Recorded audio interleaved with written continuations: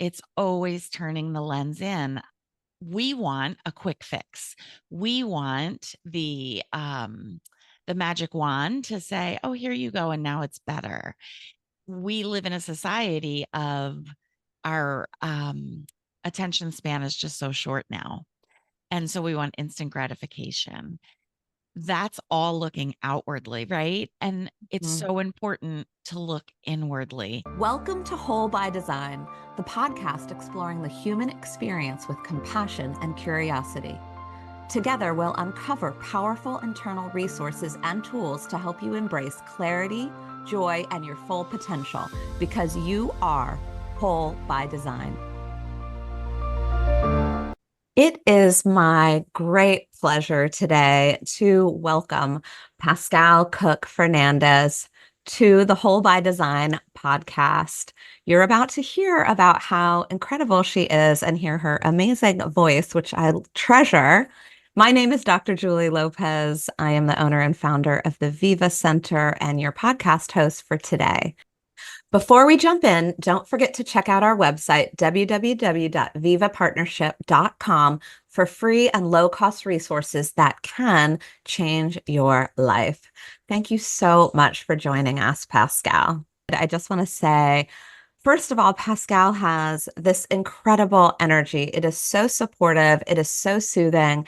And that paired with all of her wisdom and her coaching skills and her, well, I found this out fairly recently, her past history as an early education teacher. It makes so much sense now because you're always so soothing to me, especially when I'm going through hard stuff or going through struggles. She is the founder and owner of Women Finding Clarity, which she helps people do all the time. And we're going to learn a little bit more about her and some of the things that she might be able to offer to us as we explore our human system, the way it works, and specifically how to find clarity and what a valuable tool that is. I want to encourage you to stay until the end, where Pascale is going to be sharing her 3 secrets to step out of overwhelm. Thanks so much for being here, Pascale. Thank you for having me, Julie. I'm very excited to be here. I feel like we've talked about this for a while now, and we're actually making it happen. So thank you for this honor. Of course. It's great to have you. So, we're focused here on the human experience and very specifically on stepping away from some of the damaging language and non-compassionate ways of understanding our struggles.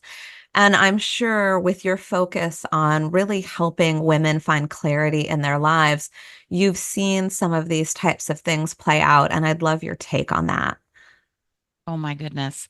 I've seen it, I've experienced it, right? I think to some degree, it's a spectrum, and we've all experienced the damaging words, the hurtful feelings, the all of it. Um, Thankfully, I'm not on the deeper end of that spectrum, right? But so many people are. And when we get into that place of hurt, of maybe being degraded, maybe, we fall into the less than, the unworthiness, and it's such a slippery slope. Mhm. And think about like a sliding board, right? If you put oil or grease on a sliding board, you can go down really fast, but Mhm. it's going to be super hard to climb back up again. And I feel like where we are in our humanity in this place in the world, so many people now have taken that quick, slippery slope down, but maybe don't know how to get back up again. Yeah. And so when you talk about that slippery slope down, I'm thinking about how overwhelming and confusing it can feel. Especially, right, we're post-COVID era. There's a lot more reclusiveness, people kind of working from home on their screens a lot. And what are the types of things you see when you're working with your clients that you help them kind of work their way out of? Mm. One of the biggest things that I see right now is worthiness and confidence issues, Ah, where I think, first of all, I call COVID the C word. Um, oh, I get that. I get that. yeah, because it brings up so much just, right? And there are a lot of people who really enjoyed the shutdown and the just going in and pulling in and becoming reclusive. And where that might have felt good for a little bit, it was a respite. If you get too comfortable there, once you're there, you start to detach from society. You Mm, start to, again, the reclusiveness, you stop being able to interact comfortably with people, we'll say on the outside. And so yeah. your confidence takes a hit, your worthiness takes a hit. Um, who am I to show up? You know, well, I don't have anything important to say. The world is Mm, going on and I'm in these four walls. mm, So whether it's, the layperson, the entrepreneur, anybody who really has taken that journey in and hasn't come back out mm. quick enough are finding it harder and harder to come back out. Yeah. So I'm thinking about our mental health world, and I'm imagining there are things like depression or maybe even anxiety about what that looks like when the walls kind of close in. And I'm wondering when you see this type of a situation, and of course, as an entrepreneur myself, I really identify with, what happens energetically and what happened. I mean, I hadn't heard COVID called the C word, but I get it. I totally get it because there was so much loss and there was so much struggle that has happened as a direct and indirect result of that big time period of shift and change. And I'm wondering if you have any specific stories of clients you've worked with or themes that you've seen where your program around helping people get clarity within themselves has really had an impact. Yes. Thank you for that's such a great question. I love pointing our focus to other people and how they've come out and how they've, become more successful. And I would say that with every single client in the work that I do, it's always going within. It's always turning the lens in. We want a quick fix. We want the magic wand to say, "Oh, here you go and now it's better." We live in a society of our attention span is just so short now. And so we want instant gratification. That's all looking outwardly, right? And it's Mm, so important to look inwardly. And every client goes through the same thing. They have to turn in, they have to identify where they're feeling these feelings in their body. As an energy worker, that tells me so much. And oftentimes, when we're sitting in conversation about their struggle, about their stress, about their overwhelm, their anxiety, I'm intuitively picking up where it is in their body, in their energetic body, maybe even before they realize where it is themselves, mm, right? mm. And so, depending on where they're feeling their feels, will depend on what we talk about. That will determine what we look at. That will determine how they change their thinking, how they change their behavior. Awesome. I love that. And of course, I forgot to mention that you're a Reiki master. So, of course, you weave that in Yeah. to what you're doing with your clients. That makes so much sense. And that's really important. It sounds like really listening to the body and listening to the unique mapping of the body really is part of the secret sauce of what you do to help people come out on the other side. Yeah. So let's think about it this way. As an energy worker, I frequently reference the seven major chakras in the body. And for anyone who doesn't know, those are seven major energy centers within your body. Each one resonates at a different hertz level. Each one is associated with a different color. And, side note, From the bottom up, it's the colors of the rainbow, Roy G. Biv. Um, but each one deals with a different part of your life and the energy in which you show up. So let's talk about your confidence for a moment. Your confidence relates to your solar plexus chakra, and your solar plexus chakra is yellow. And if you're taking a hit to your confidence, either because someone, put you down, you have feelings of unworthiness, you might have a little bit of a sick belly. You might have those pangs of anxiety or fear when you think about interacting with other people. And so, when you think about, oh, I have to go out in public today and I have so much stress, you might be putting your hands on your upper belly. That's your solar plexus chakra. Mm.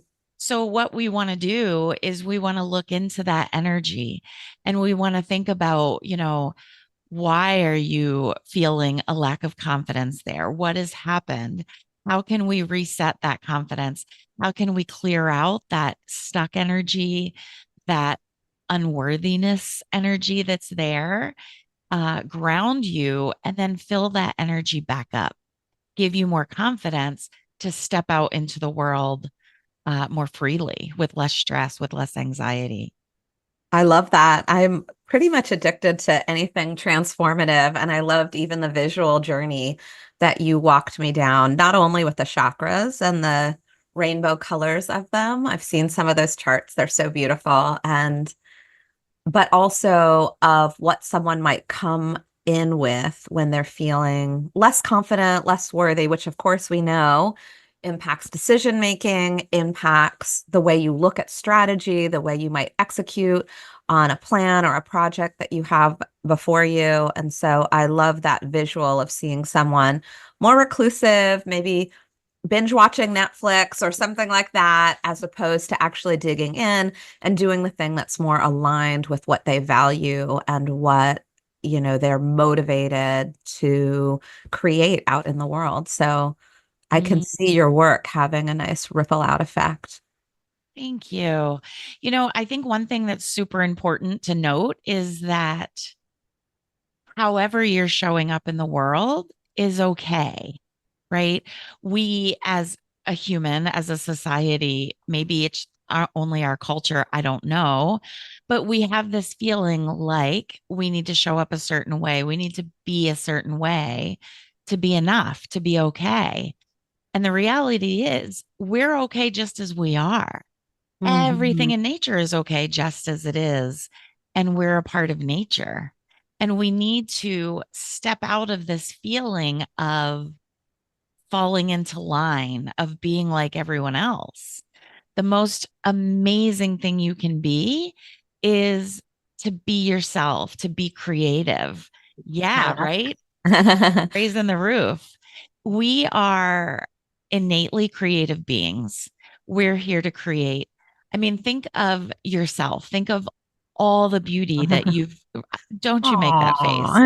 Of Aw. all the beauty you've brought to the world, all the healing, all the creativeness that you help inspire in other people. That's your sacral chakra. That is your orange chakra. And when that chakra is blocked, when you're not in your creativity, it's a Mm, ripple effect that blocks you all the way up and down. And it mm. affects every part of your life. Yeah. Ouch. Yeah, I can feel that. I could feel that when you were saying that. Yeah. Yeah. So what do you like the best about your work? Mm. I think that is such a great question. And you just made me pause. I think what I like the best are these interactions, the conversations with people that I otherwise would not have met, and realizing that for all of our differences, we're all so much the same. Hmm. That's It doesn't awesome. matter your social class, it doesn't matter your weight, it doesn't matter your size, it doesn't matter your gender, your sexual affiliation, your religious affiliation. The more we're different, the more we're the same.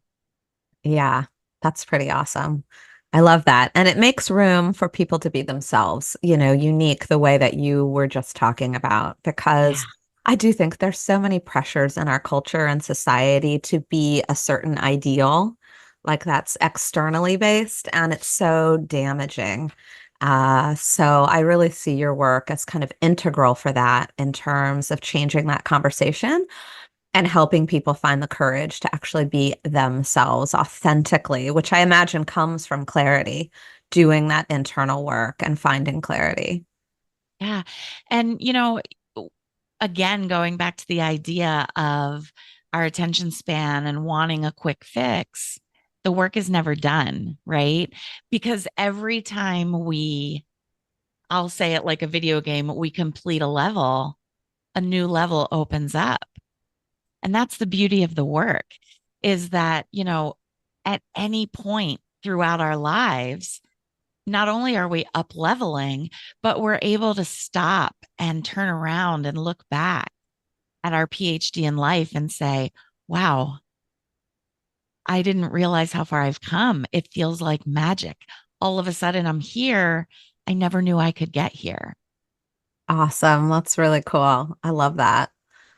Very cool. So tell me in your work, are there certain things that you see as really pivotal in terms of what makes the difference around someone stepping out of that space that you talked about, that kind of lower space, less confidence, less sure, I guess we could say less clear about what's going on for themselves?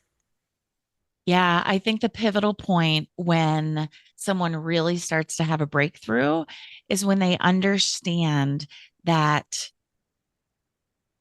focusing on their self with a capital S, is not selfish, Mm, right? We have this idea that it's selfish to say no.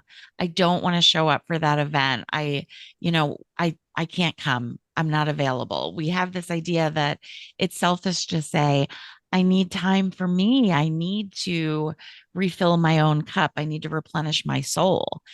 And sure, that's selfish, but in the best kind of way. Selfish with a capital S. It is replenishing, it's rediscovering yourself, it's filling yourself up, but not in the way that we always think. We think self care, for example, is going to a spa, but self care can be saying no to that event because you don't have the energy for it and saying no unapologetically, kindly, but unapologetically. mhm. Self care might be really going within and saying, you know what? I want to explore my creativity because I know that when I do that, that energizes me. So, yes, you might be feeling selfish, or someone might tell you that you're selfish because you're not showing up for an event. But are they selfish because they want you to show up even though you don't want to? I Mm. would say yes. I love that reframe. I love that. Yeah. I just created maybe in the past month a worksheet for people who are chronic yes sayers, that end up with their plates over full. And it was a worksheet on how to strategically say yes to your boundaries, like say yes to saying no, really. Mm, And it made me think about how important that is in terms of preserving energy and being able to honestly be yourself, right? Because if you're saying yes to everyone, you're just kind of diluting what really matters to you, which is, I imagine, some of the work that you're working on, which is how do you get clarity about your priorities? How do you get clarity about what matters to you the most so that it can actually guide what you do commit to? absolutely. And one of the things that I feel like is so important for people to understand is that boundaries are for you, they're not for everyone else, right? Like It, you define them, meaning, is that what you mean? you define them, you set them for yourself. You're Yeah. not setting them for the other person in your life.